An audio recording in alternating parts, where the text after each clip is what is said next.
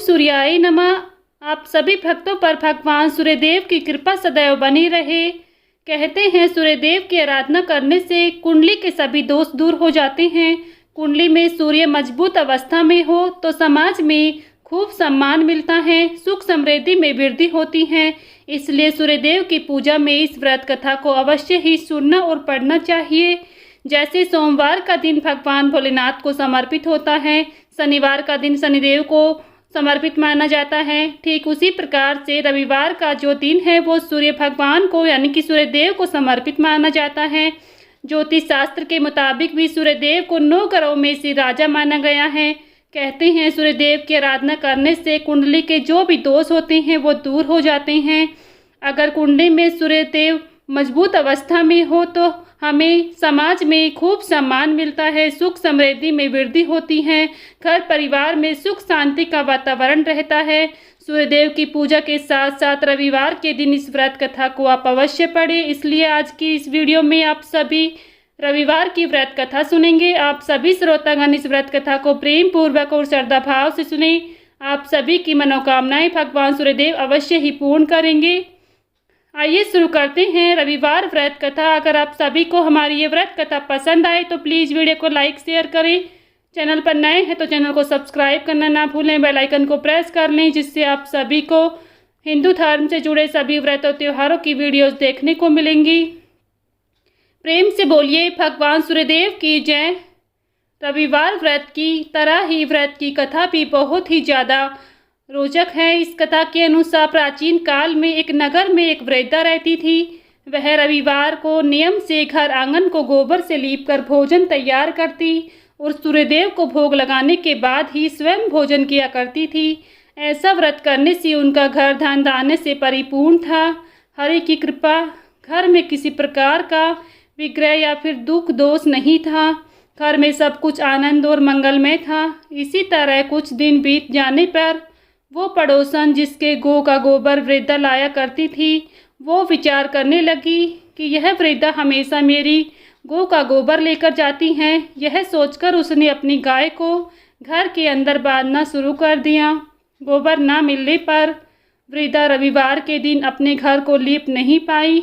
इसलिए न तो उन्होंने भोजन बनाया और ना ही भगवान को भोग लगाया और ना ही स्वयं भोजन किया। इस प्रकार उन्होंने निराहार रहकर रविवार का व्रत किया। रात्रि हो गई, वह भूखी ही सो गई। रात में भगवान ने उन्हें सौंपन दिया और भोजन न बनाने और भोग न लगाने का कारण पूछा। वृद्धा ने भगवान को बताया कि गोबर न मिलने के कारण वो भोजन नहीं बना सकी। तब भगवान ने कहा कि माता, हम तुमको ऐसी गौ देते हैं जिससे सभी इच्छाएं पूर्ण होती हैं, क्योंकि तुम हमेशा रविवार को गोबर से घर लीपकर भोजन बनाती हो और भोग लगाकर ही खुद भोजन करती हो। इससे मैं बहुत प्रसन्न हूँ, तुम्हें वरदान देता हूँ। सपन में भगवान का यह वरदान पाकर जब वृद्धा की आंख खुली तो उसने देखा कि आंगन में एक अति सुंदर गौ माता और बछड़ा बंधे हुए हैं। गाय और बछड़े को देखकर वह खुश हो गई और घर के बाहर बांध देती हैं और खाने को चारा डाल देती हैं। जब पड़ोसन ने वृद्धा के घर के बाहर अति सुंदर गौ को और बछड़े को देखा तो वह द्वेष भावना से प्रेरित होकर उसका हृदय जल उठता है।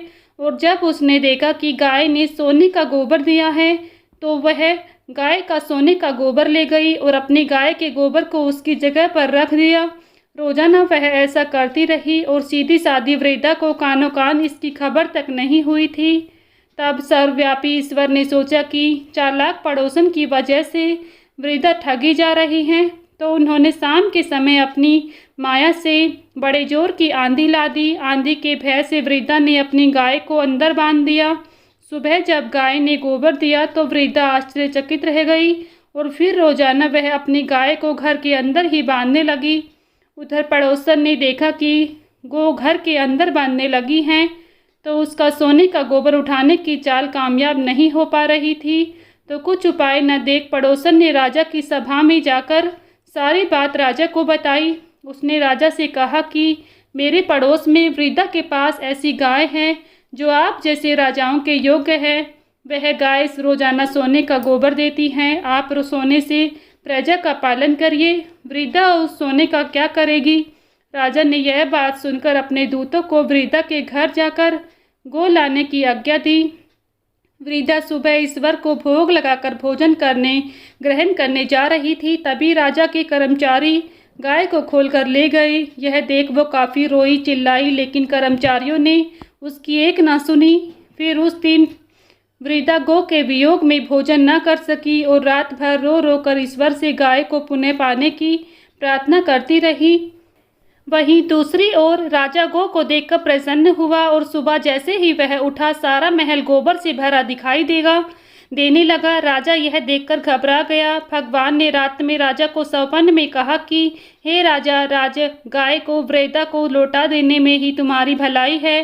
रविवार के व्रत के प्रसन्न होकर मैंने उसे ये गाय दी है। सुबह होते ही राजा ने वृद्धा को बुलाकर बहुत सारे धन के साथ सम्मानित करके सहित गोद और बछड़े को लौटा दिया।